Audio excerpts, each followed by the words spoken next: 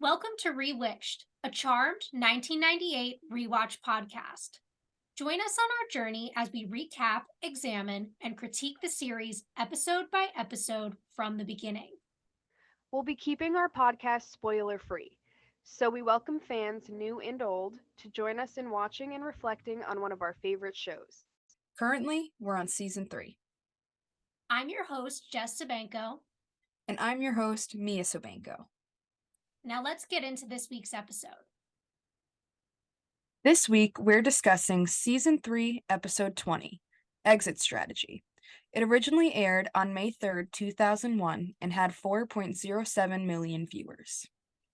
Yeah, So, back with the part 2. part 2. So, we open at the mausoleum at nighttime, and we see this close up of a spider walking up a web. And then we see Prue walk in, and she's calling for Phoebe, who is asleep against the tomb. So Prue wakes her up and tells her that they should go home. And Phoebe says, "No, I have to wait here for Cole." And Prue tells her that he'll know where to find her, and they get up. Phoebe says he's been gone over a week, and Prue says he probably just hasn't found a safe way out yet. She says, "What if he can't? What if the Brotherhood found him out?" Prue says even if they did, he would put some sort of spin on it, figure out a way out of it. Come on, you know Cole. He knows what he's doing. You don't make Demon of the Century without having a few tricks up your sleeve. She says, "I just hope he's okay, Prue," and they walk out together. So now we see that, they give us a time frame of reference that Cole has been missing for over a week now. And poor Phoebe is probably just absolutely losing her mind trying to survive this, and what's going on in her head I would be driven crazy at this point. No, definitely same. But also, is she just sleeping at the mausoleum every day? I know, it's a little weird. Maybe bring a sleeping bag or something, babe. I don't know. It's just every time. It's weird because, like Prue said, he knows where you live. Doesn't have to be the mausoleum. But maybe it is that whole it's the only safe place he knows they can meet or something idea going through her head. I feel like she's just checking all her boxes. When he was on the run a few episodes ago, he had no problem shimmering into her bedroom. Oh, apparently you're right. This is true. They concentrated pretty hard that day. I'm sorry. Oh god. The concentration, that'll never not be good. So I again, Prue coming here and trying to make sure she's okay and checking on her, and poor Prue is probably so worried. She's being such the mom, anytime things like this happen, she's always the mom figure and plays that role. And it kind of brings me back a little bit to a couple episodes ago where she's having those thoughts of oh, you guys don't need me anymore, that I can't be there. And she's like, see, we do need you, and you still can be there for us. Just because it's not all the time that we're kids and you have to take care of us doesn't mean that we don't need your support and your help in moments like this. She still has that role, Yeah, exactly. I wasn't even thinking about that, but that's so true. I feel like she could never fully just let that part of her go. It's never gonna happen, Yeah, definitely. Anything else to add here? Just, the episode is obviously reminding us, in case we missed last week's episode, what the continuing plot line is. Exactly. So now we are in this underworld cave, and Cole is laying on an altar with a bunch of candles, out cold still. And Raynar and Tarkin are there, and Raynar's holding his hands over Cole, glowing red. Raynar says, "It seems our brother's suspicions were well founded. I see sickness, the kind that only comes from being in the world of light too long. It's contaminated him." Then Tarkin asks how it's possible, and he tells him that his human half was infected. He's in love with the Charmed One, and says that she's not only loved him, she's turned him against us, sent him here to destroy us. Tarkin's like, well, then we must destroy him. And Raynar says, you have so much to learn, Tarkin. You don't just kill a demon like Balthazar. He's like, but he betrayed us. And Raynar says, and in doing so, he's acquired the knowledge of how to kill the Charmed Ones, something no other demon's been able to accomplish. that, with his power, makes him a very precious commodity for us, one worthy of saving. And they decide they just need to remove what reawakened his human half, the witch's love for him. Dun dun dun. Things are So what's getting their plan? To make spicy. Phoebe not love him anymore? Seems like How it. are we going to do this? Like, I'm so curious about how they plan on pulling this off. It's like, I'm so interested. I'm so intrigued. Yeah, no, this is a really interesting setup. I will say, because I have to comment on it, this entire room is a major fire hazard. This whole in the cave. Yeah, I'm thinking they're not so concerned about that. And like once a fire starts in that cave, there's no oxygen. Like it's not It's a good. good thing they can all shimmer. True. Not Cole's unconscious body though. True. Fair enough. Maybe that's it for Cole. He dies in a fire in the underworld. True. Great. That's actually how this storyline ends. End of episode. Yeah. See you next week, guys. Oh my But god. anyway, I think that his power is cool too, that he's like reading Cole's mind or like seeing Emotions or into his something? Yeah. visions or something. Right. Interesting. Almost like he could see his memories. Kind of Maybe, again, maybe like that's what it is. Yeah. Litvac. Oh yeah, yeah. Who could do that type So of many thing too. callbacks to Lit Facts episode. I know, right? Aside Anything from else? that, like their plan is cool. I like that, obviously Tarkin is just like pretty pissed off, but Raynar's like the calm leader who's, wise in this situation, and like, the whole reason why they're keeping him alive works for me. It makes sense. Yeah, definitely. I think the switch in Tarkin's character from last week, wanting to forgive him, to once he knows about the betrayal, being like, well, let's just fucking kill him. And then, of course, Raynor kind of having that more like introspective, like, wait, Mhm. let's think about this kind of thing. And it kind of Right. reminds me of how Cole is, like, always thinking a little ahead. I think Raynor might have a similar quality there. Yeah, and we know he did say he taught him everything he knew. So, oh wait, no, he hasn't said that yet. Spoiler. Sorry.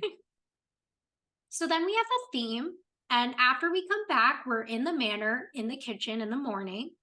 Piper's at the table going through a bunch of like paperwork and folders, and Leo walks in with a little dictionary and he's like practicing his French and doing a really bad job at it, but like, can't white lighters speak all languages? I know, we already like learned that, I'm pretty sure. Yeah. So bad continuity. Yeah, I But know. anyway, so she's talking about how they need to get him a passport for their honeymoon trip to Paris. And he's like, well, I could just Orbus. And she says, I would rather fly Air France than Air Leo, just like every other normal newlywed. So you want to spend lots of money to fly for many hours rather than Orb? I know, I would never want to do that. Like the She's logic just is so not there, hell-bent babe. on she's just so hell-bent on having something somewhat normal.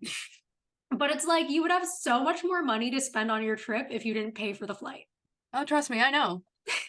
I'm well aware. I don't know what she's thinking. But whatever, Piper makes that decision, and then she finds his birth certificate in the old file that Dan gave her about Leo, and she's like, you remember him, don't you? And Leo says, let's see. Perfect hair, cleft chin, tried to steal you away from me. Vaguely, vaguely. And he tells her it isn't going to work because he was born in 1924. And then she takes it away from him and says, no, you weren't, and starts talking about how she used to do this with her report cards. And she's going to change 1924 to 1974. And she's like, wait a minute, that makes you 27. That's younger than me. Maybe I should change another number. He's like, Piper, this is completely legal. She's like, yeah, well, so is marrying a dead guy, okay? Let's not get technical. Then Prue walks in to get coffee and asks them what's up. And Leo's like, probably 3 to 5 years in jail if we're lucky. And Prue's confused, and Piper says, never mind. Were you up late working again? She says, no, I was up late looking for Phoebe. They talk about how the mausoleum has become like her second home. And Leo asked if there's still no word from Cole. And Prue says no. And you know what? You would think that he could take 3 lousy seconds just to shimmer and let us all know that he's okay. Leo says maybe he can't. Maybe he's afraid he'll get caught. Piper says maybe he already has. And then Prue and Leo look at each other and they both look really concerned. Piper don't give a fuck. No. Piper was not interested. She's like, I hope he has. No. Yeah, I know, seriously. She's just too concerned about the birth certificate. Yes, this trip is Piper's #1 priority. Exactly. We know the one-track mind. She's not letting Exactly. go of this. So I love this like little, coupley moment between them where they joke around and like it does seem very coupley to me. It's real and genuine and it's like fun to watch. I love the teasing about Dan. Like I know, like that was really funny. It's so realistic. Like that's how I'm like that too. I'm like, oh, do you remember this guy? Like I love fucking with people like that. No, wait. So I'm gonna bleep their names out of this, but I'm gonna tell this story. So the one time when me and were hanging out and like we were in his car and like the text came up and it was like from I was like, oh, your old girlfriend's texting you. Like Yeah, I do that all the time. and he got so mad and I was like, I was joking. Please relax. So dramatic. But That's I like how Leo plays into here too. Like, good job, Leo. Way to be a good sport about it. I know. Perfect. He's like vaguely. Vaguely. Also, when she's like, that makes you 27. That's younger than me. We need to change another number. It's so real. Like it's such a funny moment. I loved it. Yes. Also, Um, confirmation here of Leo's birth year, 1924, which was the same year that that episode took place in. So I guess he died literally the day after that episode. Yeah, I know. That's what I'm saying. I knew it. Like, I knew it. We did that math and we were like, something doesn't add up. So how old does that make him? Well, it depends on exactly when he died. So if he died earlier in World War II, 18, at the oldest, 21. Right. And Wait. that is very clearly an 18 to 21-year-old man standing right there. So Oh, yeah. If I ever saw him, that's probably the guess. I would ID him, exactly. I would be like, sir, I need to see some ID. Yeah, I'm not following. You're not fooling anybody. Like the But aside from 27 that- is definitely not more believable than the 18. Yeah, not at all. No, wouldn't have made more sense. And aside from that, the whole Cole and Phoebe of it all, I like Prue's concern for her, like I had said earlier, and them just kind of pushing the plot forward with that, Exactly. I mean, some of it's a little bit of exposition just to get us caught up, but Yeah. it works. So then we move back to the underworld cave, and Raynor and Tarkin walk up to Cole, and Raynor wakes him up and says, "Good to see you're still with us, Balthazar." And he says, "What happened?" And Raynor says, "I tried to kill you. Accidentally, of course. I didn't recognize you in your human form. My mistake." And Tarkin's like, "Not many are strong enough to survive an energy ball, Balthazar. You're lucky." And Raynor says, "Forgive me." And he offers his hand, and then Cole takes it and gets up. And he says, "How could I not? After all, you taught me everything I know." And he says, "Well, not everything." And Cole says, "How long was I out?" And he says, "Long enough for us to investigate reports that you'd crossed over to the other side." And Cole says, "Rumors, not reports." Then Tarkin says that they don't blame him, even though the Phoebe thing is suspicious, and that he didn't tell them she was the charmed one. And Raynor's like, "It doesn't matter that you stray, Balthazar, as long as you come back." And he tells them that he has an assignment for him to get a magical amulet from a witch. Then Raynor wipes his hand over his head to give him the information about where to get it, and says Tarkin will back him up. And then he shimmers out, and Tarkin says, "You think he'll actually get the amulet?" Raynor's like, "Yes, but not before he tells his beloved witch what he's about to do. And that should plant the first seed of suspicion in her heart." And he smiles. This guy knows what he's doing. He's got this plan laid out. Yes, he does. Also, one thing I want to point out here, where's Clea?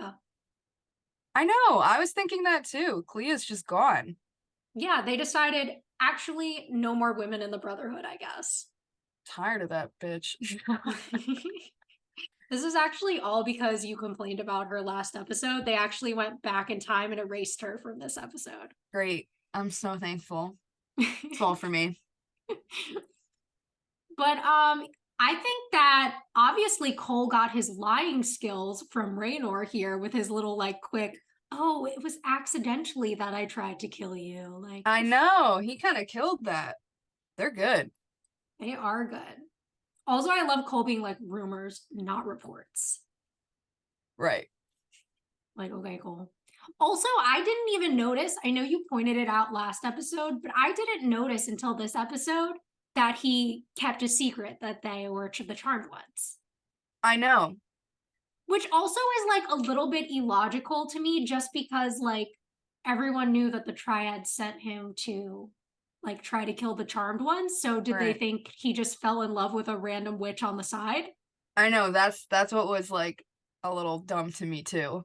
And also they were there and saw like that it, or no, because yeah, they saw that it was like all three of them and knew they had these like powerful, yeah, I don't know, like it just was like you would have assumed, you know? Yeah, like I would have taken a guess, like, there are three of them. They're very powerful. Cole was after the Charmed Ones. Maybe they're the Charmed Ones. Right, maybe that's who he fell for. But But, you know, plot's sake, it's what we do. exactly. So then we're in the manor in Phoebe's room, and she's sitting at the vanity, and she sees Cole shimmer in, and she's like, please still be there when I turn around. And he is. So she runs over, and they start kissing and saying how much they missed each other. And Cole says, they've given me an assignment, one that if I turn down, she asks what it is. And he says he can't tell her and sits on the bed and then immediately tells her, he's like, I know, I was so confused about that. He's like, they asked me to steal an amulet from a witch. Don't worry, I won't hurt her. She's like, you can't do this. He's like, you think I want to, damn it? Phoebe, I just have to buy some time so I can figure a way out. In the meantime, I have to at least pretend like I'm evil. She's like, yeah, but don't you see? If you turn into Balthazar, then you will be evil. And he's like, what makes you think I'll have to?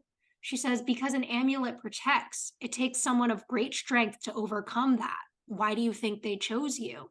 He says, to set me up, perhaps. Raynor may be on to me. She's like, who's Raynor? He says, he's the head of the Brotherhood and my old mentor. He has the power to read thoughts, and if he's read mine. She says, Prue and I will come with you and watch your back. He says, no, no, no, you can't.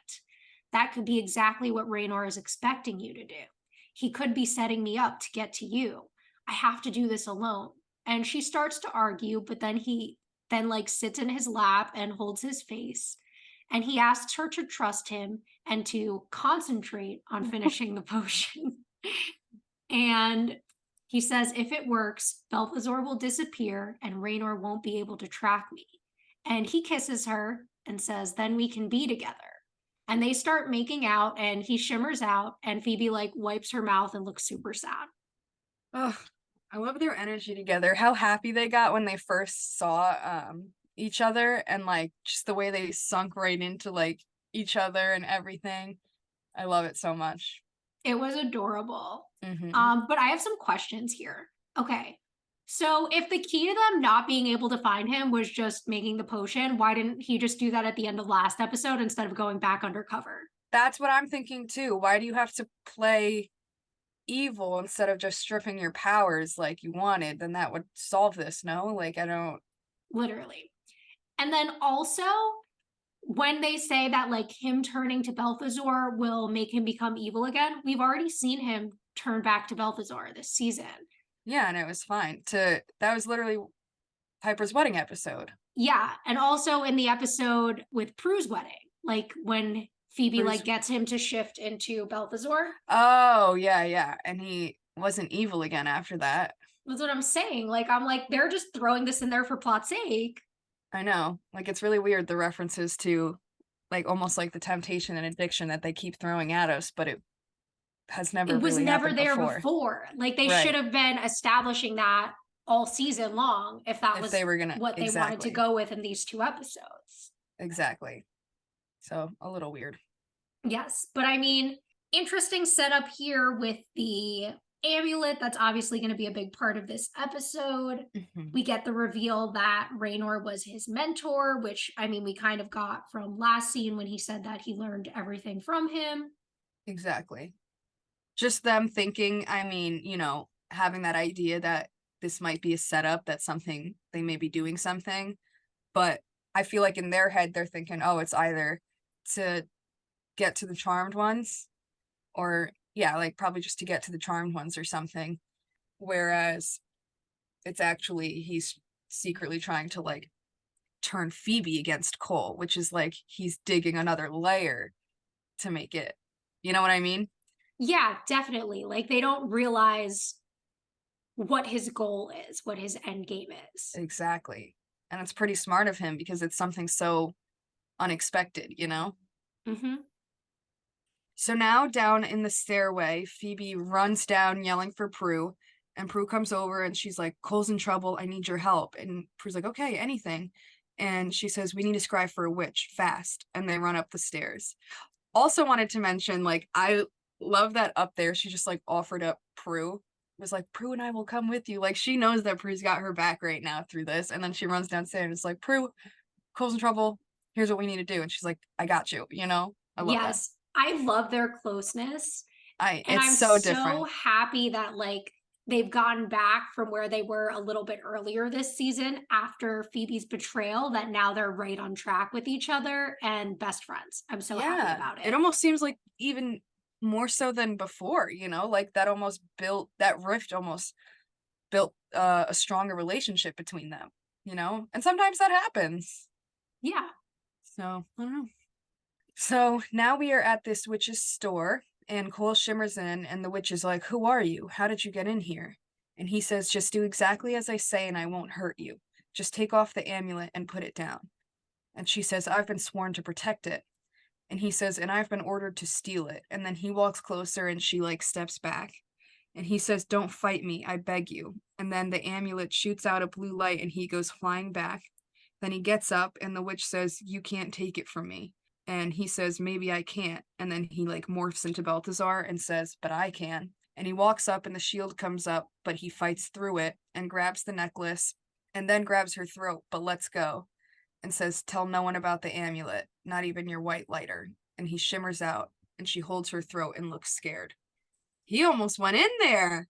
So that's the first little like slip, right? He turns into Balthazar and then almost kills her, but controls himself. Yeah. So I But guess it's, if we're going with the addiction metaphor here, right? It's like he had one drink and he's starting to make a mistake, but he can still kind of keep that control for the moment, I guess, is kind of what yeah, they're going for here. the little reference. Yeah, exactly. But I did like this scene. I think it's well acted. I think it's well put together. We definitely see a lot of that internal conflict in Cole, where he's saying, just give it to me. Don't fight me. Like knowing that if she does, he doesn't know what he'll do in reaction.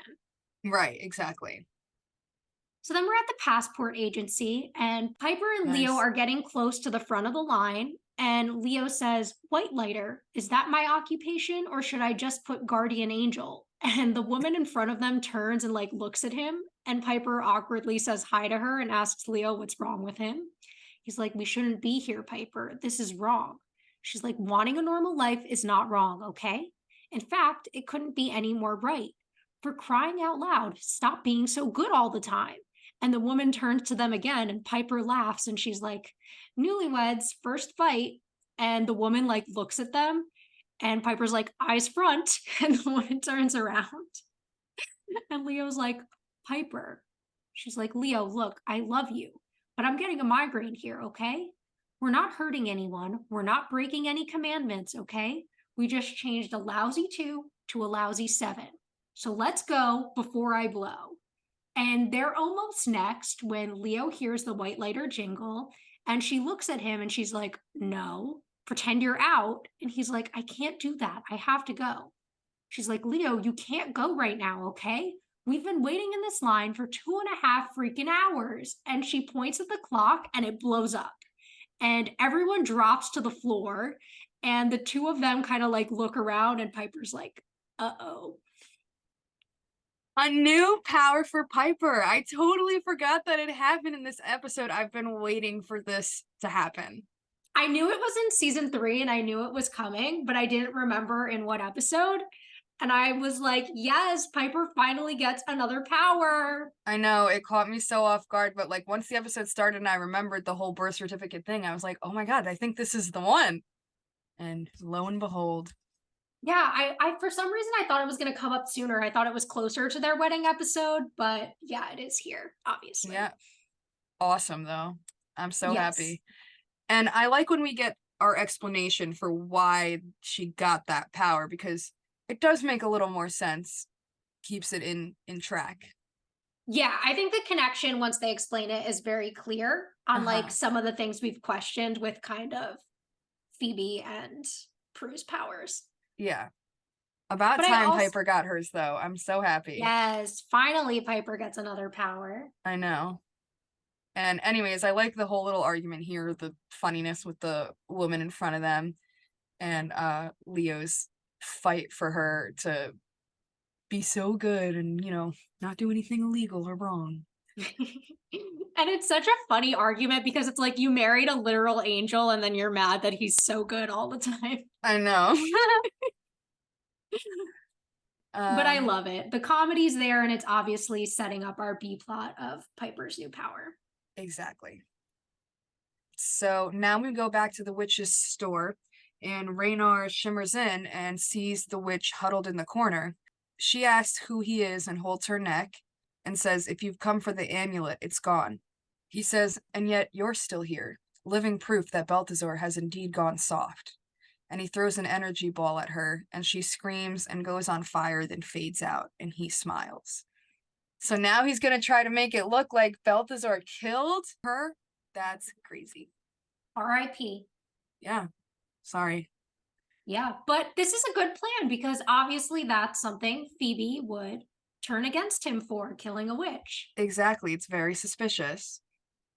So then we are in the witch's store a little later, and Phoebe and Prue walk in the door and start looking around. Phoebe thinks maybe that they scried for the wrong witch, but then Prue notices scorch marks on the curtain, and Phoebe says that doesn't make any sense. Cole said she wouldn't get hurt. And Prue says, yeah, well, somebody sure fired an energy ball in here. She says, somebody like Cole, you mean? And Prue says, I'm not saying it was Cole, okay? All that I'm telling you is what I see, what we both see. For what it's worth, I don't think it was Cole. Phoebe's like, thank you. She says, but if he didn't do it, who did? And Phoebe says, well, Cole said that he thought he was being set up by his mentor, so maybe he is. Maybe they're trying to frame him. She's like, why? Phoebe says, I don't know, but if it's true, that means his cover's blown and we got to get him out of there. And Prue agrees.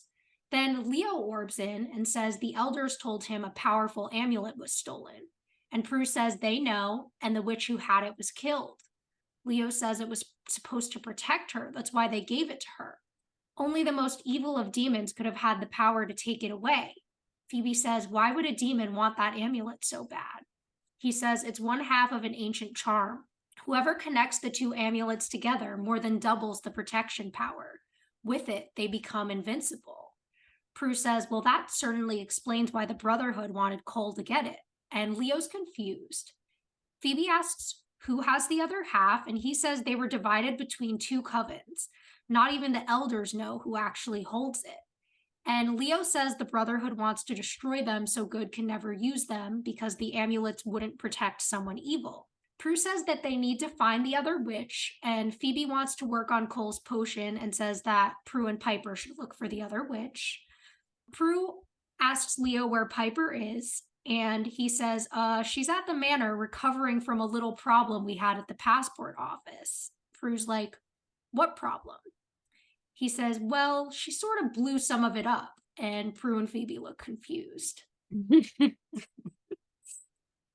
So I like this here. Again, we got Phoebe getting so defensive when it comes to Cole. Like, it's give it a rest at this point. Like, I feel like, Prue has more than proven she's not doing anything, I like that she does support her still though, and it's like, for what it's worth, I don't think it was him. And they still like can't understand why he's trying to set Cole up, not realizing that it's to turn Phoebe against him. Like, all of this is like working for me pretty well here. Yeah, definitely. And I like, Leo talking about how only the most evil of demons could have taken it, and then us getting the backstory on what it is, this protection charm. But also, don't the elders know everything? How do they not know who has it? I don't understand some of ththese things. Like, I'm Who's calling above plot them? sake on that. Who's above them? Literally no one, right? Like, because he even remember when he was like, oh, my boss's bosses called them, or I don't even know, like all these higher ups and evil and good. And it's like, who's the boss of the elders? I don't know. yeah, like you're telling me no one knows who has this amulet. Right. Like, I don't understand. Interesting. Confusing. And like, if no one can find out, how is Raynor finding out? Like, I I'm know, just how like, did he? Yeah, something ain't adding up there. A little bit plot stake there. yeah, definitely. So now we are in the underworld cave again, and Cole is pacing around the fire hazard room, and then Tarkin asks if he's nervous, and Cole's like, impatient. Is there something you're not telling me, brother? And he says, actually, I was about to ask you the same question, brother. Then Raynor shimmers in and says, sorry to keep you waiting. I had business to attend to. The amulet? And then Cole hands it to him and asks if it was a beautiful death. And Cole's like, what do you mean? And he's like, the witch. How did you kill her? And Cole's like, I didn't. I'd never risk alerting the charmed ones just for the thrill of offing a low-level witch. And he's like, too bad. I would, and did. Don't make me clean up after you again. And he says, you shouldn't have killed her, Raynor. And Raynor's like, you're right, you should have. And Cole's like, you just told me to get the amulet. You didn't say kill the witch. And he says, some things go without saying. And Tarkin says, you want me to get the second amulet? And Raynor's like, no, I want Balthazar too. And Cole's like, let Tarkin. My strength isn't back yet. I could barely fight through the magic to get the first amulet. And he says, you can do it. I know you. You're the great Balthazar. You can do anything you want. You seem to have forgotten that. Find the witch. And he wipes his hand over Cole's head and says, this time show no mercy. Then Cole looks at him and shimmers out. And Tarkin says, you think he'll do it? And he says, we keep putting the bottle in front of him. Sooner or later, he's going to take a drink. Tarkin says, what if he doesn't? And Raynor's like, don't worry, I have insurance. And this white crystal ball thing appears in his hand. Again, with these alcohol references. That's what I'm saying. It's interesting that both him and I think it was Prue last episode who used the like alcoholic reference about Cole's shift to the dark side. Piper. Oh, it was Piper? Okay. Yeah. So interesting that everybody just compares turning evil to alcoholism. I know. Trying to make it more relatable, I guess.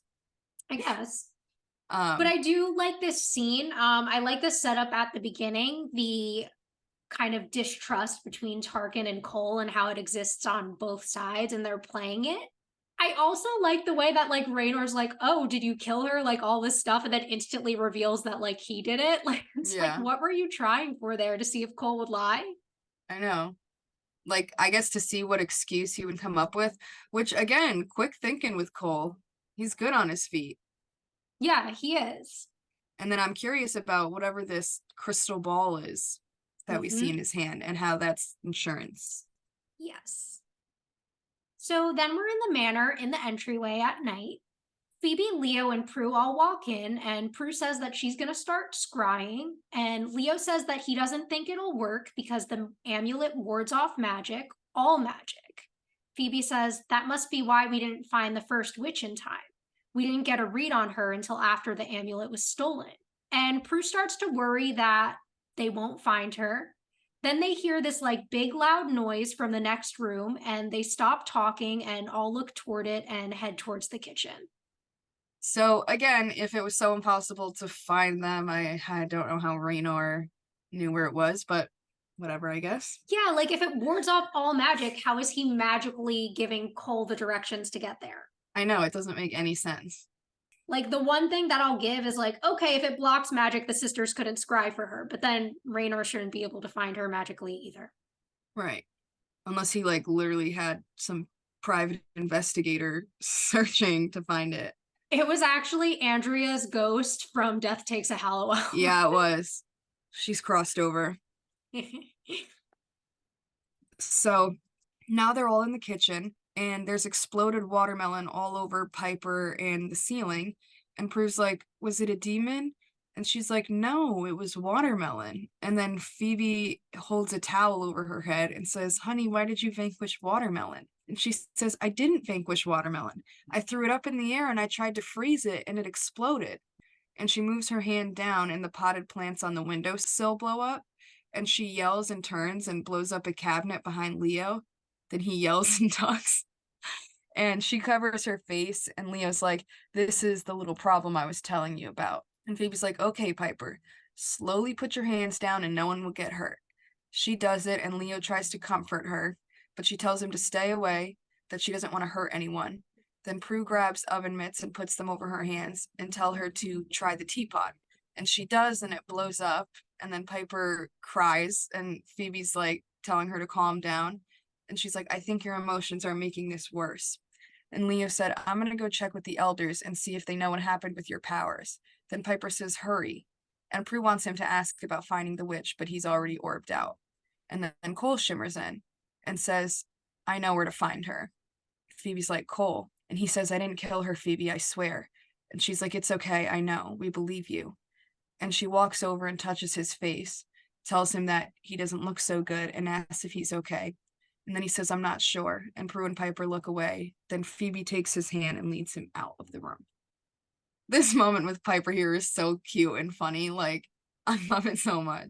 I love like her whininess the whole scene. Like it's so well acted. It's so well done. I love it. I know, it's perfect. I'm living for it.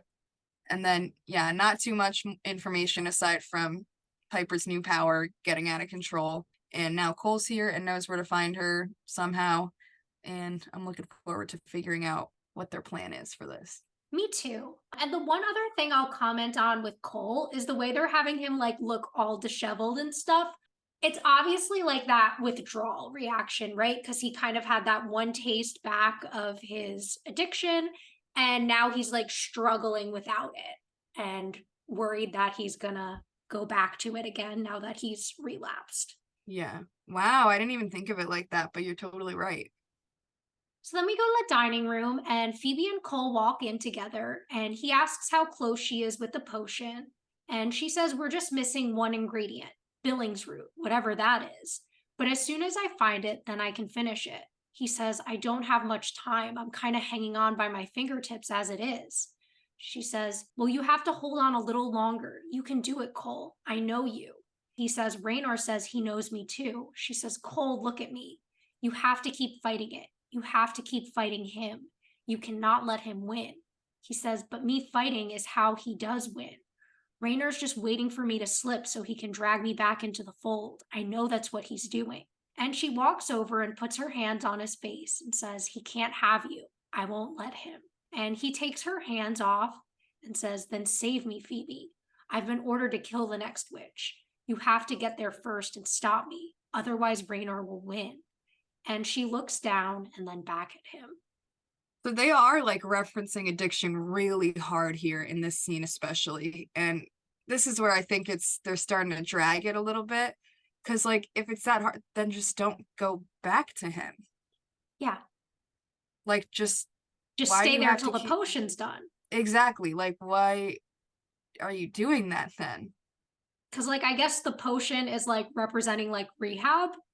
Yeah, but like what? I don't get it. Like because just don't go. Just don't do it. Like then they'll come after the charmed ones, and they come up with their big potion and plan to stop him. Like it doesn't make any sense. Literally, can't they just use that Cole vanquishing potion on Raynor too? Yeah, like I don't know why they're making it like this, You know what we say. Plot's sake. Exactly. They really are. They're doing it to get this like story across that's gonna, all add up at the end. But it's like, if you just don't go, it can't happen. Nothing happens. Right. So it's a little bit unusual, to say the least. I guess the only other thing I'll say is like with the addiction metaphor, her being like, I know you're strong. You can handle the temptation. Like bad, if that's the allegory you're going for. Yeah, I know. That does not work very well. So then we move to this field that's under the moon, and a coven is there gathered by a fire, and we see a woman wearing the amulet, and she's talking and leading this group. And then she ends the ritual and throws something into the fire, telling the group that she'll see them next week. And then they all get up and start to leave. So the only thing I want to comment on is the woman wearing the amulet is so fucking pretty. I know, gorgeous. So then it moves over to the bushes, and in the bushes we see Cole watching, and then Tarkin shimmers in. And he's like, "What are you doing here?" And he's like, "Just watching your back." And Cole says, "Yeah, well, watching is one thing, stabbing is another." And Tarkin's like, "What's the matter? Don't you trust me?" And he's like, "I don't trust anyone." And Tarkin's like, "You never did. It's part of what made you so great." And he says, "No allegiances, no conscience, no hesitation. You know what Rhaenyra wants, just give it to him. You'll feel better after you kill the witch." Again, with those like references, like, "Oh, just give in, like you'll feel better." Yeah, exactly. So obviously Tarkin is here as like the peer pressure, right? Like your friend who's also an addict and wants you to like come back to the lifestyle with them. Exactly. But I do like this, which is something we've brought up many times, is that Cole's never trusted anybody. So Yeah. it's nice to see, even because we were talking about last episode how like Tarkin views Cole as a friend and seemed to have some type of trust and bond with him, but Cole didn't 100% reciprocate it. And maybe he really never did, kind of like how he's saying here, like, you never had any allegiances, you've never trusted anyone, Yeah. It's which makes true. it even more interesting how much he trusts Phoebe if he's never trusted Exactly. anyone. Because it's never happened to him before. So this love is some crazy shit right here. True love. Exactly. So then we cut over to the main field, and the woman with the amulet is the last one left, and she's cleaning up the circle. She hears a noise and starts looking around and says, "Who's there?" And Cole and Tarkin walk over, and Cole shifts to Balthazar, and she holds up the amulet and says, "You can't hurt me." And Balthazar smiles and walks closer, and he fights through like the force field that comes up. And that's when the sisters run up, and Phoebe's like, "Cole, don't." And Prue tells Piper to freeze him, and she's like, "I might blow him up." And Prue throws him with telekinesis, and the sisters run to the woman, and Phoebe says, "It's okay, we're witches too." And Tarkin starts to throw an energy ball, but Piper blows up a tree behind him, and he falls to the ground. Piper yells, and Prue tells her that that was good. Then Tarkin gets up and tells Balthazar to kill them, and he throws an energy ball at Phoebe and the woman, but the amulet protects them from getting killed, but they still go flying back. Then Piper runs over to them, and Prue throws Cole and Tarkin with telekinesis, and they look at each other, and the demons shimmer out. This was a good scene. Yeah. I mean, thank God they made it in time. And obviously Cole had that plan. But the fact that he throwed an energy ball at Phoebe, but he knew she was also had the amulet there. So it's like, Yeah. you Yeah, know? which she's going to reference, I think, in Exactly. the next scene. But this is a really well choreographed fight. It's a really well done scene. I really, really enjoy this one. Me too, for sure. So then we're back at the manor, and the sisters and the witch walk in, and then Piper calls for Leo, and Prue says he's our white lighter. Then Phoebe says, "And our brother-in-law." And Piper is complaining about her powers, and Prue calls for Leo again. Then Phoebe looks at the burn on her arm and says she's fine, it's no big deal. And then Piper's like, "Phoebe, it's a huge deal. Cole tried to kill you." And Prue says he's the demon. And Piper's like, "And her boyfriend." And Phoebe's like, "We have very complicated lives."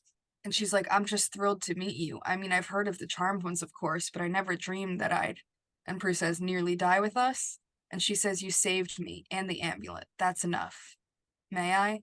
And she looks at Phoebe's arm and asks if she can use their herb cupboard, and bows. And Piper shows her to the kitchen.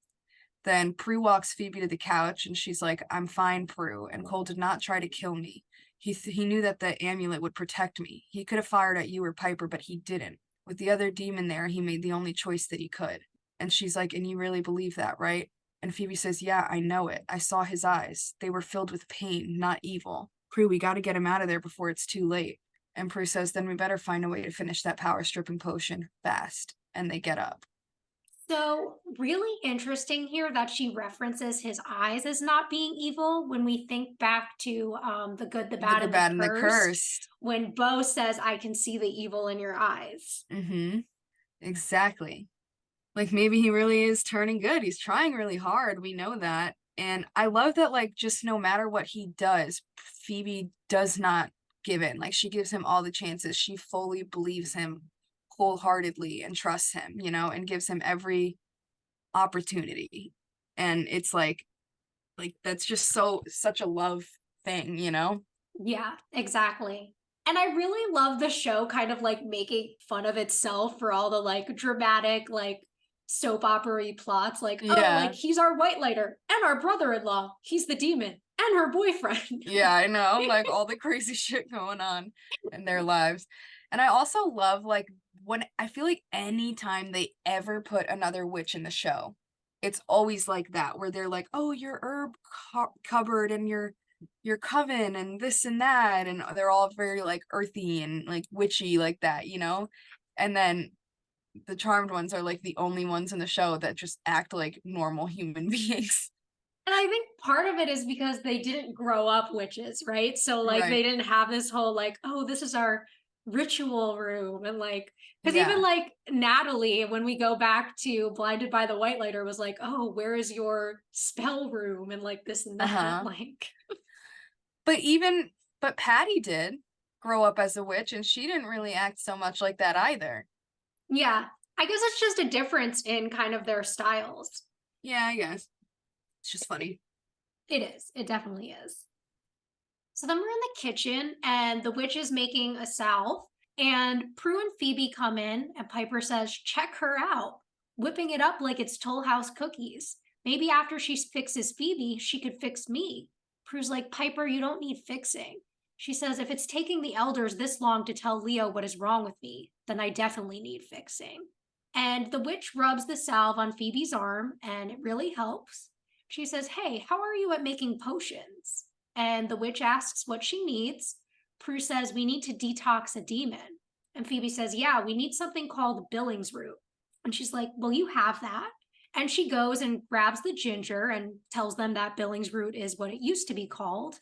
And Phoebe hugs her and says, Jana, you've healed me twice.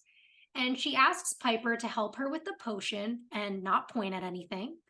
Then Phoebe grabs the keys and says she's going to get Cole. She says, if I'm right about what I saw in his eyes, he'll be at the mausoleum. And Prue says, and what if you're wrong? Piper says, well, then he'll be here with his buddy to get the amulet. And Phoebe says, I'm not wrong. Cole's not the enemy. He's the victim, and I'm going to save him. And she goes. Oh, the faith in him is phenomenal. Like, she just loves him so much. It's very cute. It's very cute. It is. Very toxic, but very cute. Yeah, you know me. I love that toxic shit. We love a good toxic relationship, unfortunately. Yeah, and not just in TV. Oops. Oops, yikes. And of course, Piper's one-track mind with her, you know, power situation. No, I mean, she is prepped for things here, you know, saying like, well, if Cole's evil, then he's going to come here. Like, she is focused on the situation, but also obviously Yeah, focused on whatever's going on with her powers and both worrying of that those. something's wrong with her. And we see, you know, that Jana's this very talented and very educated witch. So good for her. Yeah, seriously. I'm impressed. Me too. So then we move back to the underworld cave, and Cole and Tarkin are there with Raynar, and he says, how could you have failed? It was just one little witch. And he's like, no, it wasn't. The charmed ones were there, just like I warned you they might be. Then Tarkin says, we could have taken them. And Cole says, we would have died. The amulet protected them. And Raynar says, which is exactly why I wanted it. What has happened to you, Balthazar? The witch's magic never would have stopped you before. You never would have given up. What's changed? And Cole says, you know what? Let's just drop the pretenses, okay? I'm tired of playing games. We both know what you're trying to do. It's not going to work. And he says, no. And he's like, you don't care about the amulet. You only care about turning me against Phoebe. Raynar is like, how smart, and yet foolish enough to fall in love. And he says, loving her is the best thing that's ever happened to me. You can destroy me, but you can't change that. Oh my God. And he says, after all that I've taught you and all that I've given you, you're willing to give it all up for a witch. And he says, I'm not going to kill for you, Raynar. Not anymore. And he says, not even for your father's soul. And the white crystal ball from before appears in his hand, and Cole starts to rush towards him, but Tarkin holds him back and puts a knife to his throat. And he says, how did you get that? The source? And he says, he promised to free him if you fulfilled your end of the bargain. You kill the witch, come back and finish your obligations, and you and your father will both be free. Then Cole looks real serious and shimmers out, and Tarkin puts the knife down. Then Raynar says, all that separates us from getting him back are a few drops of innocent blood, and they're about to be spilled. What a fucking scene. I can't. So I guess, the beginning is working kind of the back and forth, and then Cole kind of calling him out for the games and saying, come on, let's just talk about it. And yeah, like I'm not going to keep pretending when we both obviously know the truth. Yes. And I love the line, how smart and yet foolish enough to fall in love, because you know what? You're right. Only fools Literally. fall in love. Oh yeah. It's a foolish thing. Must say. But then Cole's response, loving her is the best thing that's ever happened to me. You can destroy me, but you can't destroy that. If anyone ever said that about me, I know. That's I would crazy. die on the spot. I know. This type of movie love is what I need in my life. It's so fucking romantic. It's crazy. I love it. I love it. I love it. I love it. Me too. And then the white crystal ball is Cole's father's soul. I know. What a plot twist, dude. Now what's he gonna do? He's stuck. Like, how is he gonna let him disrespect his father like that? No, literally. And the idea that, like, him and his father will both be free if he does this, do we believe him? Not a chance. Yeah, I don't believe him. The source, come on now. Yeah. Also, like, that little ending of the scene after Cole shimmers out was so fucking unnecessary. Like, all that separates us from getting him back are innocent blood. Like, shut up. This is such exposition. We did not need that. Cut it out. I know, like, we know what you're doing, dude. We get it. Literally. But also, I have a question. Mm-hmm.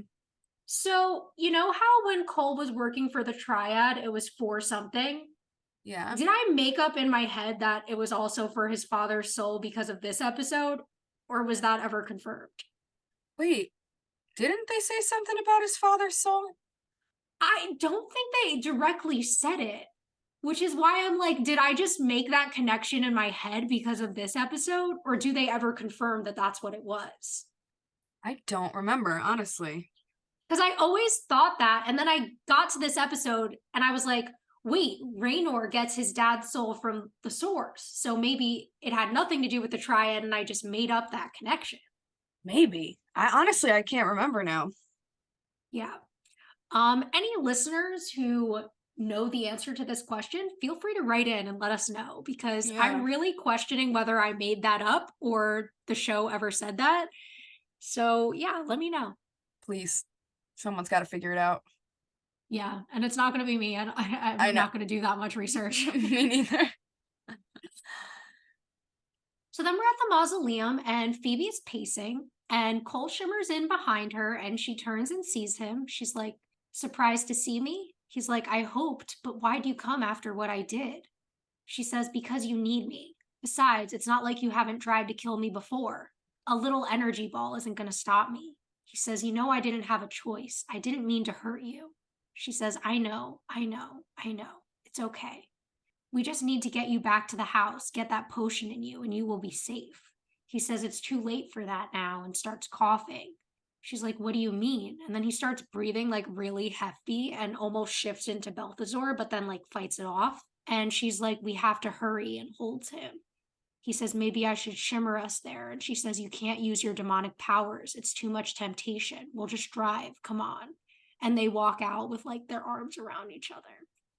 This whole like you said, this would work so well if it wasn't for the fact that they never really had that build-up before. Like that whole, all of a sudden if he turns into Balthazar, he's Balthazar forever. Like that never happen. But I think it's more of the temptation of an evil act that they're trying to show. Like, I don't know, but But in The Good, the Bad, and the Cursed, he killed someone with his powers mhm. and didn't shift back to being evil. Right. And he was able to control when he was and wasn't Balthazar when he was pretending to be good in the beginning. Yeah, the only time we've ever seen him like struggle with when he is or isn't Balthazar Was when he was was dying. when he was dying. Mhm. So it just feels really unusual to me. I get that they're like painting the struggle. I also do want to bring up the kind of like obvious hints of this being not just a toxic relationship, but here an abusive relationship, like him apologizing for hurting her and her saying that she knows he didn't mean to do it, and kind of building that in, because I think a lot of times addiction and specifically alcoholism are related to like intimate partner violence. And so I don't think we can kind of leave that aspect of this scene out. Yeah, that's true. I didn't even make that connection, but it's totally true. So now in the manor in the attic, Jana and Piper are there finishing the potion, and Prue is looking at the book, and she's like, "You're using bottled water?" And he's like, "For Cole, the purer the better." And she starts shaking the potion while Prue times her and says, and she's like, "Leo should have been back by now. It must mean my powers are screwed forever. They're really punishing me." And Janice says, "You're a fulfillment of a great prophecy. Why punish you?" She's like, "Oh, forgery, wanting to have a normal life, getting pissed off.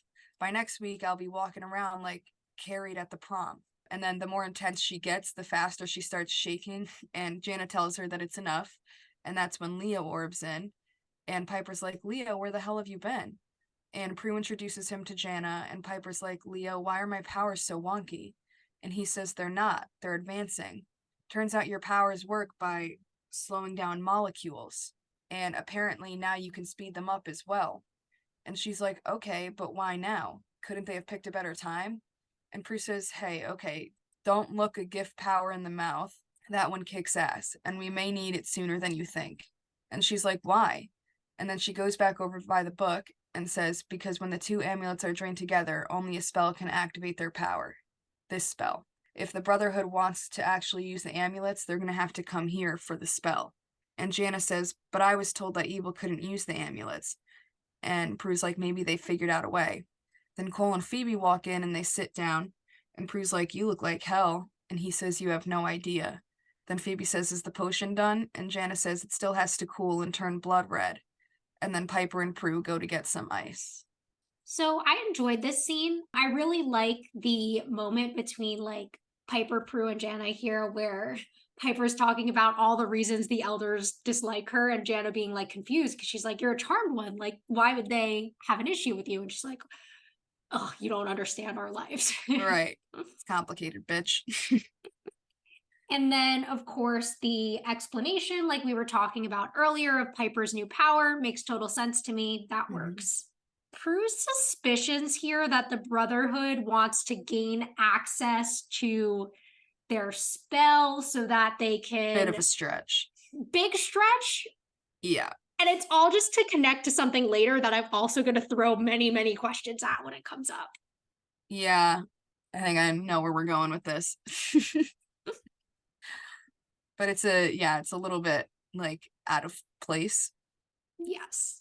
And that kind of final moment with Phoebe and Cole arriving and the sisters being like, we have to cool this potion down. Let's go get ice. Like all that works and is obviously setting up the next scene. Exactly. So then we're in the stairway and Prue and Piper are walking down. Prue says, "Well, look at the bright side. At least you got a new power. I mean, you've been bitching about it long enough." And Piper says, "Yeah, well, be careful what you bitch for." And that's when Tarkin shimmers in and Piper blows up the plant next to him and he throws an energy ball at them, but Prue throws it back with her power and misses him. He comes towards them and Prue starts kicking his ass and tells Piper to try again. And she blows up the bookshelf and it falls over and knocks Prue out. And she's like, "Oops." And Tarkin smiles and she starts calling for Phoebe and throws a plant at him. Phoebe starts running down the stairs, and Tarkin throws an energy ball, so she just jumps over the railing. And Piper focuses and blows him up, and she's like, I did it. Then she goes over to Phoebe and she's like, of course, I meant to freeze him. Are you okay? She says, I am, thanks to you. Piper says, I don't think Prue is going to be quite as grateful. And Phoebe's like, wake her up. I got to get back to Cole, and runs up the stairs. You take care of this real quick.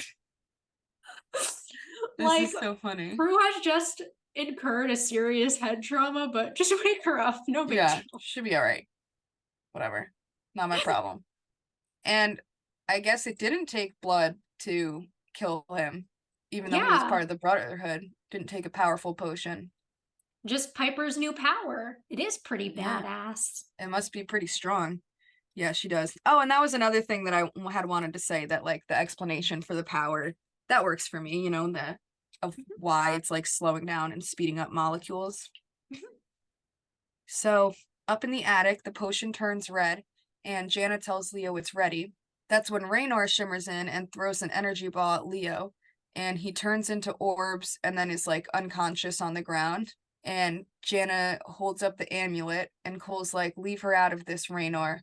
And Jana says, I serve with every breath, even my last. And he says, I'd love to take you up on that, but I think I'll save that pleasure for my brother. Then Raynor throws an energy ball at her, and she goes flying back into the boxes, and she's knocked out and drops the amulet.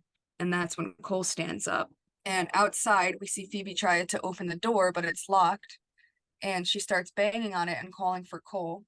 Then back in the attic, Raynor says, I've come to take you home. And Cole says, I am home. And he says, you will be when you kill the witch. Stop fighting it, Balthazar. You're a demon. Embrace it. Let evil make you strong again. Give into it. And then outside, Phoebe's calling Cole's name, and then she calls for Leo. Back inside, the guys are standing super close, and Raynor says, the rage in you is building, but it's not me that you want to kill. It's her.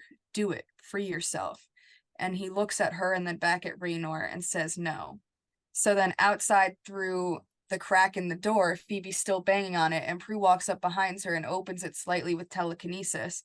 And then they see Cole and Raynor. And Raynor says, is this really worth sacrificing your father's soul for? And Phoebe yells for him not to do it. Then Cole screams and shifts into Balthazar, and he throws an energy ball at Jana and kills her. And he looks so upset, and then Raynor shimmers out.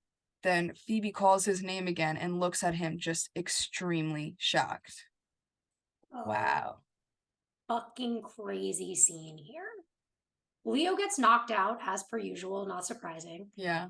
I love Jana's bravery here when she says, I serve with every breath, even my last. Mm-hmm. Yeah, The good for her, fact seriously. That Raynor has Cole kill an unconscious woman here. Oh. It's so disturbing to watch. This kind of like convincing and goading him into doing what is obviously the wrong thing and what he obviously does not want to do here. Mm-hmm. The concept of turning someone evil, making them into a killer, it's really interesting. Mm-hmm. If we're hanging on to the addiction metaphor, it's almost like doing everything you can to set him up without literally forcing it down his throat. Right. You're like handing him the needle and everything. Like it's so bad. He did just about everything he could. And it's kind of that whole concept, like you say, like when you push something on someone, are they really fully to blame?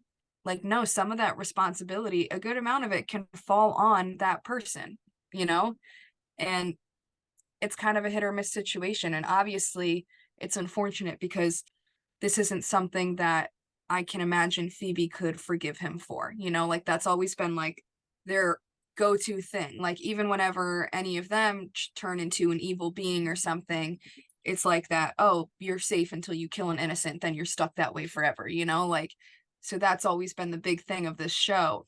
So him doing that is almost like he can't come back from it kind of Yeah. feeling, And it's that moment of he gains his father's soul, but loses his own almost. Yeah, exactly. Crazy. And I'd also just like to comment, the actor who plays Balthazar, I have never seen emotion like this on his face before. Oh my God, absolutely killed it. Beautiful moment from him. Absolutely stunning. Like, we've seen some really great emotional moments from Julian McMahon, and here we're seeing one from Balthazar. Yeah, absolutely. So then we come back from commercial and we're in the attic, and the sisters open the door the rest of the way, and Balthazar looks at them, and Phoebe looks pissed. And he's like, Phoebe. And Piper and Prue go over to Leo, and Piper's like, what did you do to him? And Phoebe runs over there too, and Balthazar screams and shifts back to Cole, and he looks rough. And he's like struggling to breathe. And Phoebe gets up and she says, I saw what you did. He says, it's not what it looks like. It wasn't. She says, Jana is dead and Leo is unconscious. What else could it be? He says, Raynor forced me. I had no choice. She says, there's always a choice, Cole. And he looks at the potion and takes a step toward it, but Phoebe grabs it and shakes her head. He says, before it's too late. She says, it's already too late. You killed an innocent woman. There is no turning back from that. He says, I didn't want to kill her. You got to understand that. I can still be good. She says, there's nothing good in you anymore. Prue says, maybe there never was. And she gets up and says, you have to read the spell to get the amulets to work, right? I think, Cole, maybe that was your plan all along, to get the book. Piper says, but evil can't use the amulets or the book. Phoebe says, he could have if we stripped his powers. Is that why you wanted the potion, Cole? So you could get to the spell and use the amulets against us? And he starts grabbing his head in pain and turns away. He says, no, Phoebe, you've got to believe me. Piper says, I think she's believed you one too many times. And in this like kind of demon-y voice, he's like, stay out of this. This is between me and her. Phoebe says, there's nothing between us anymore. He says, Phoebe, don't let Raynor take this away from us. Don't let him win. She says, Raynor didn't set you up. You set me up. He says, no. She says, what am I supposed to do? He says, please save me. She says, save yourself, and throws the potion on the floor. And Cole just looks defeated. And they all look at him and he just shimmers out. Oh, I'm so broken right now. That's so crazy. But I mean, also, like, I get they're upset, but damn, just like look at the guy. And they think that this, oh, it was his plan the whole time, and they start coming up with all these accusations. Like, all right. This is just like the greatest conspiracy theory I've ever seen in my entire life. Like, Cole's literally been asking for this potion since last episode. I And know. like, what did you think? He like set up this whole plan with the Brotherhood from the beginning to run into that prophet just to do all this? I know. And to Please be serious. get to the amulet that he had no clue, like, that he had no clue about. Like, it doesn't make any sense at all. No, it makes no sense. I will say, the earlier part before the wild accusations start flying around the room works for me. Phoebe, obviously, like you were saying last scene, not being able to accept him killing an innocent, him trying to explain that, he didn't want to, all of that, and her not giving a fuck because that is the point of no return for her. Right. And I think it's hard with an addiction metaphor. I guess it could be like, oh, like, you did drugs or drank and accidentally killed somebody as a result. Right. And that being an unforgivable act, that makes sense to me. Like, you'd still obviously have to pay for that. If we're going again for like kind of the idea of like a more abusive relationship and him saying it's not my fault and her refusing to forgive him, that also works for me. Yeah. But there is still that moment of feeling sorry for Cole because ultimately he was pushed into this decision. Right. And he is so broken. And, him begging for her help and her telling him to save himself. I mean, it does work because at the end of the day, like, you can help an addict, but they do need to make the decision to stop using on their own. It's just the harshness of the moment is difficult to watch. It's but it definitely very also hard. is realistic Yeah, at the same exactly. time. It's a totally realistic situation, like you were saying. I mean, you pretty much covered it all, but it totally is. And you really feel for everyone, every single person in that moment, you know? Yeah. And it's not fun to watch, you know? No, not at all. So then we are in the conservatory and it's morning time. Piper is repotting the plant. Then Prue walks in and starts picking up books. And she's like, sorry about knocking you out. Nothing personal. And Prue says, yeah, well, at least you didn't blow me up. And Piper goes, yeah, I was kind of relieved too. And Prue says, Piper, the control will come. And she compliments her on killing Tarkin. And she was like, that was kind of cool. And Prue says, see, we can celebrate. You know, I mean, you got a new power and you beat a demon with it. And she says, I wish I could have done more for Jana and Cole. I mean, vanquishing one bad guy and losing 3 good guys is not exactly a winning score. And Prue says, okay, so we are still counting Cole as good, right? And Piper's like, yeah, I mean, I actually finally understand how he feels. Having something inside you that you can't control, which is capable of hurting the people you love, even if you don't want it to. Then Phoebe walks in with candles and says, I'm sorry, you guys. I didn't mean to stick you with the morning after cleanup. And she sits on the couch and Piper asks how she's doing. And Phoebe says she isn't sure. And Prue says, you have a lot to sort out. And she's like, no, not really. I lost my soulmate to evil. End of story. And Piper says, Phoebes, I think he really tried, but. And Phoebe goes, it wasn't enough. I wasn't enough. I thought we could do a blessing for our 2 fallen witches and for Cole. And they kneel in front of the table, and she hands the lighted stick to Prue, and she goes, for Lisa, a lost sister, may her spirit soar. And Piper says, for Jana, our lost friend, may we meet again. And Phoebe says, for Cole, a lost love, may you find peace. And she blows it out. Then Leo walks in the door excited and says, Piper, we're going to have. And then he's like, plenty of time to talk later. And he starts to walk out, but Phoebe tells him it's okay and that they could use good news. And he says that he got his passport and shows them. And Piper is super happy. And Leo says, with everything that's happened in your new power, making life a little crazy, all right, crazier, I figured the least I could do is make it somewhat normal. Anything that it takes to get you on a plane to Paris. And Piper goes, you know what? I think we should wait on that. I wouldn't want to sneeze at 40,000 feet and have a whole bunch of people explode. That would be bad. And then she kisses him and they hug. And Prue and Phoebe look at them and then Phoebe looks down. This scene, I love the little blessing thing they did for all 3.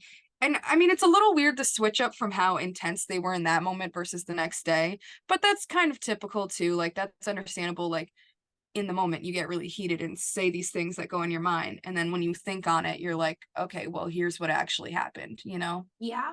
I think they were so devastated by seeing Leo unconscious, Jana being dead, that they were reacting out of anger, and saying things that they didn't really mean. And I Exactly. will say, I forgot to mention this last scene, taking away the potion from him. So taking away his chance to get rid of his addiction and also get rid of a very powerful demon. They'd rather him go back to being Balthazar.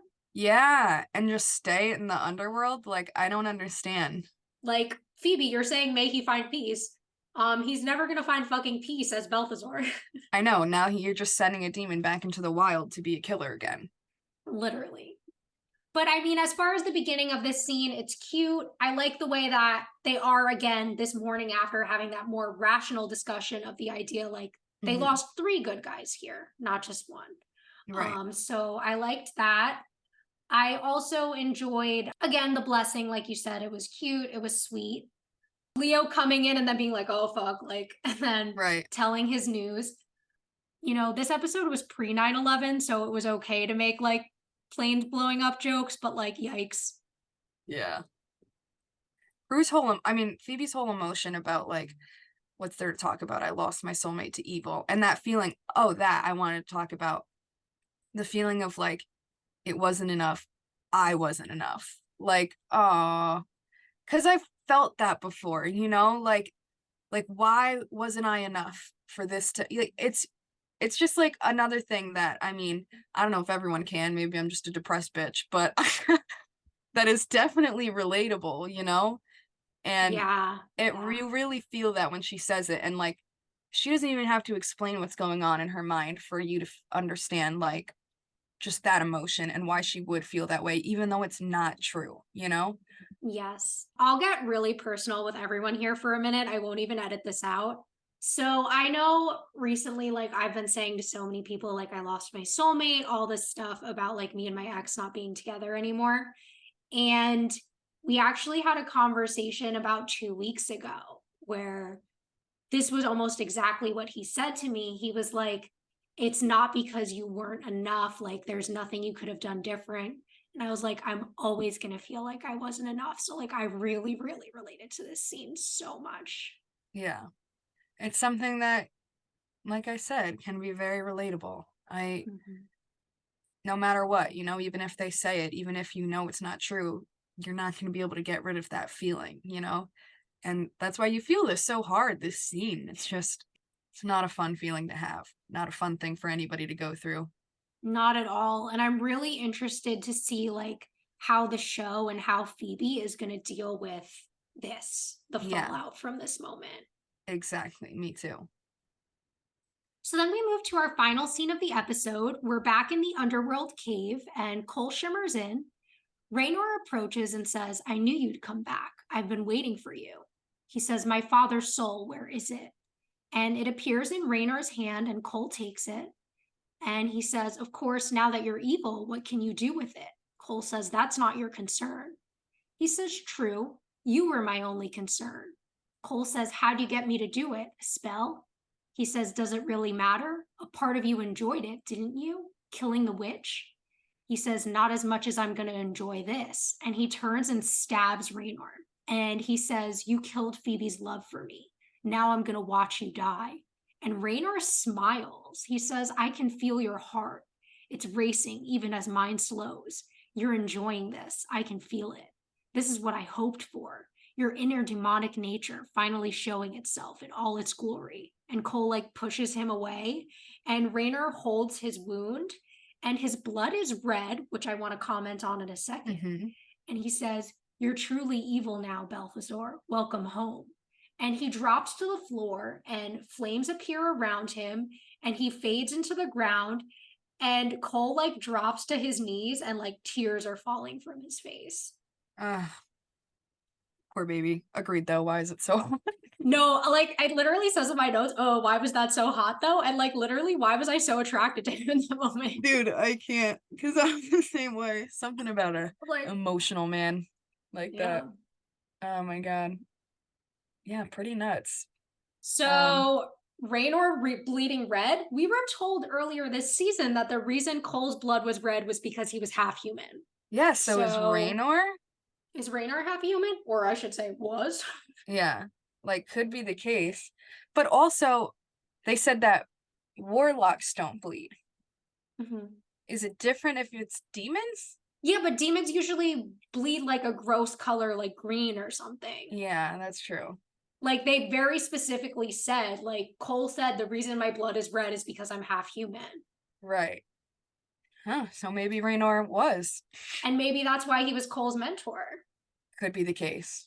Could be the case, but maybe the show also just forgot about that. That's very Yeah, possible. that's probably exactly what happened. But I love this dramatic ending. I don't know that him killing Raynor makes him evil, though, which is what Raynor's really trying to apply here. Yeah, no, not at all. But he just is happy with the fact that he's back on this side killing again and doesn't have the one thing that kept him good, you know, anymore. Yeah, exactly. Kind of like that loss of Phoebe was what was key. But literally, your death was worth breaking up Cole and Phoebe. Really, Raynor? I know, seriously. And if he could have killed Raynor that easily, why didn't he just stab him from the beginning? No, literally. Literally. Would have saved yourself all this trouble. Like, there's so much that just, like, Doesn't add fuck's up. But sake. yet, for Like, I some just, reason, it's still so good. yeah, no. Like, I'm sitting here hating on so many things, but I love this episode. Like, it's so enjoyable. It's really just, like, Like, so much of it just doesn't add up, though. Yeah, I think logic-wise, there's a lot of flaws in this episode, but I think emotion-wise and acting and like general storyline, it does. It makes it such a good episode and such a fun episode to watch, Yeah. you know? Like, despite all these flaws, there is a really good chance this is going to end up on my strongest episodes of the season list. Right. And that's mostly because of how many season long plots are coming up here. I mean, we have the potential end of Cole and Phoebe. We Mhm. have Cole possibly resuming his role as our big bad of the season here. Uh-huh. We And have Piper's new power. Piper's new power. I think that's about it. Yeah, I think that's most of them, but it's definitely setting up for what is to make an interesting final 2 episodes of the season. Exactly. And I'm definitely looking forward to seeing that. Me too. Thanks for listening to this week's episode. If you want to reach out to us or follow us on social media, we're on Instagram and TikTok at rewitched_pod. Or you can send us an email to rewitched.pod@gmail.com. Also, if you would like to subscribe to our Patreon, we have several monthly tiers available at patreon.com/rewitchedpodcast. Either way, we appreciate you listening and hope you'll join us back next time for season 3, episode 21, Look Who's Barking.